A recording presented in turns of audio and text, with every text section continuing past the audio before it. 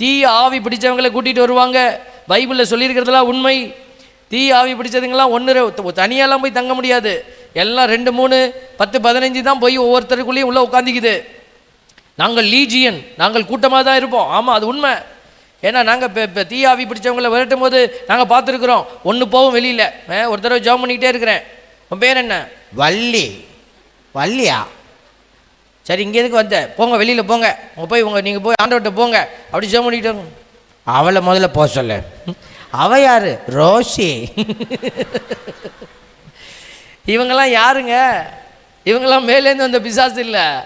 இந்த மாதிரி வாழ்ந்தப்போ கடவுளை தேடாமல், நன்மை அறியாமல், தேர்வு ஒழுங்காக எழுதாமல் ஃபெயிலாக போன characters. Praise the Lord, praise the Lord. அந்த மாதிரி போய் எங்கேயும் உட்காரக்கூடாது. நமக்கு ஆண்டவர் தேர்வை முடித்தா, இந்த வாழ்க்கையை முடித்தா நேராக ஆண்டவர்கிட்ட தான் போகணும்.